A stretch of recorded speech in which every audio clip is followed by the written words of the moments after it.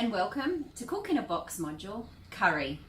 The first thing you'll need to do is get a frying pan and have your cooktop ready along with a mixing spoon for making the curry in. As the teacher, you will need to peel and cut up the sweet potato and give that to some of the students. Some of the other students might get a piece of apple, so you can cut that into quarters and hand it out. So every child with their cutter can have a piece of sweet potato or a piece of apple to chop.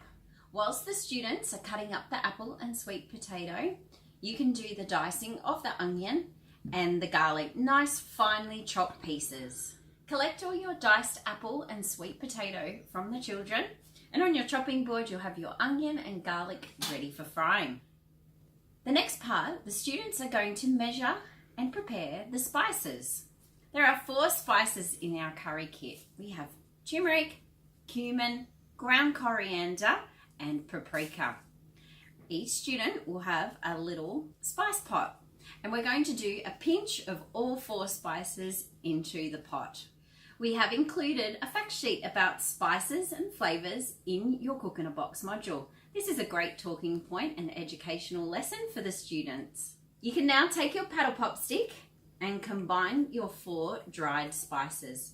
Hang on to those pots, and we're going to take them up to the teacher for cooking very soon. While the students are preparing the spices, you can open your tins of tomato, coconut cream, chickpeas and peas ready for adding to the curry later on. Once the students have finished combining all of their spice mixtures, you can invite them all to come to the cooking station, standing back at a safe spot to observe the cooking process of the curry. The first thing you'll need to do is turn your frying pan on and add some of the oil to the bottom of the pan to heat up. You can then start by adding the chopped garlic and the onion to the oil once it's heated up. Fry the onion and the garlic gently for 1 minute. This is a great opportunity to invite the older students to come up and have a turn. Working your way through the class, each student can come and have a go at the frying pan under supervision. Once you've fried the onion and garlic, the next step is to add all of the students' little pots of their 4 spice mix in with the onion and garlic. You can also fry off all the spices for another 1 minute. This releases all of those beautiful aromas from the spices. Once you've gently fried the spices up, it's a great opportunity to talk with the students about some of the smells that they can smell. It's an amazing aroma when you're making a curry.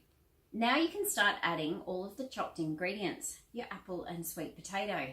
And if you have any other produce growing in your garden, like mushrooms, zucchinis or capsicum, you can also chop and add these at this point as well. So adding them into the frying pan with the spices. Once you've added the apple and the sweet potato, we can fry that for about 1 to 2 minutes as well. All the students can be watching and observing the cooking process at this point. Our next ingredient is 2 tablespoons of our tomato paste. We can then add some of our stock liquid, just enough to cover the apple, onion, garlic and the sweet potato. We're then going to simmer it in the stock for around 2 minutes.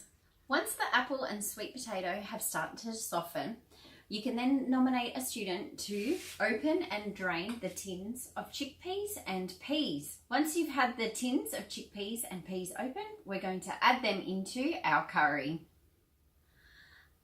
Allow all your ingredients to simmer a little bit longer. This is a great opportunity for the students to go and start cleaning up their benches as well, getting ready for serving.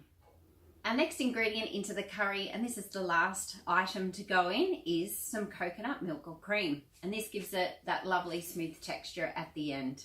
As your curry does its final simmer, this is a great opportunity if you have some fresh coriander growing in your garden. Each student can take a stem of coriander and they can either use their fingers to break it up or snip it into fine pieces with their scissors.